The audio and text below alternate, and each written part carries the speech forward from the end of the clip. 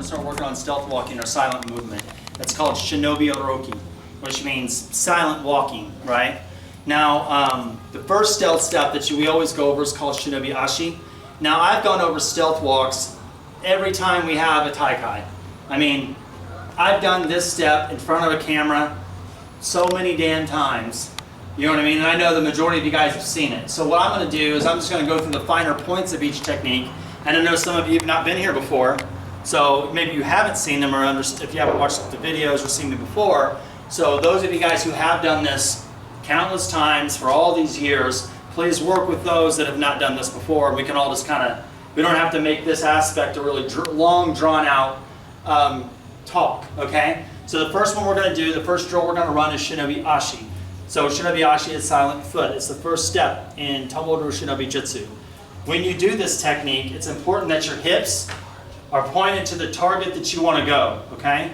This particular step is not for if you need to do something fast. You see the target, okay? So you're not running here. The big point is toe to heel. That's the biggest thing. Now, when I demonstrate techniques, you always see me bring my foot really high and point the toe and then come down and I transfer the weight. The reason you see that is because I'm trying to over-accentuate the movement so you guys get the concept.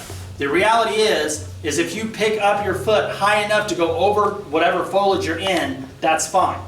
If you're on ground like this, you could do it like this. You don't even have to go very high. As long as you're clearing whatever it is you're walking on is the purpose. I always pull my foot high so that you guys, or the viewer, gets an over-accentuated movement and you guys can practice the technique, okay? Now, when you do the Shinobi Ashi, again, with most cell saps, you want to be relaxed, right?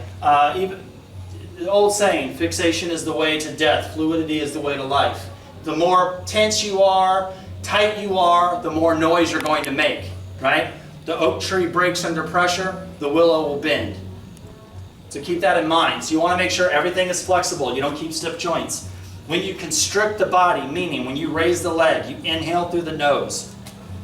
When you put the weight down, inhale as the leg comes up, exhale as the legs come down. Point the toe as you come down. The biggest thing that you want to do is transfer weight.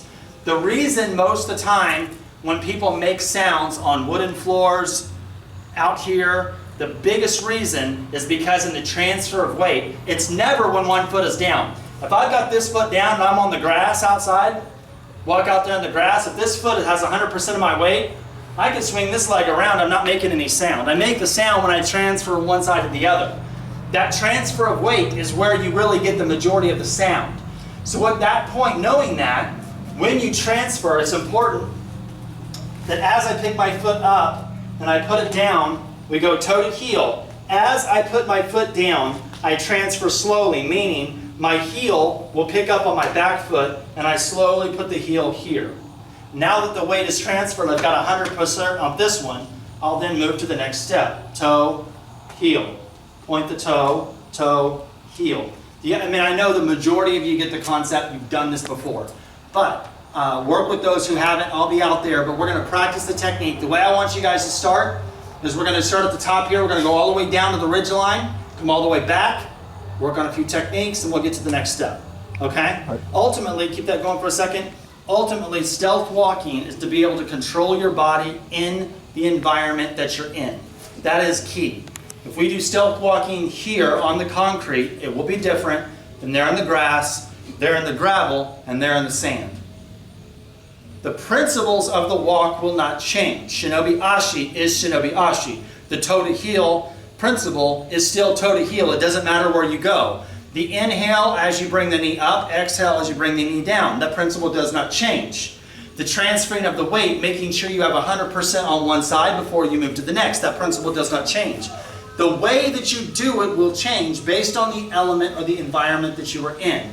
That's why it's very important to do it in more elements than just on a concrete slab or a nice green grass.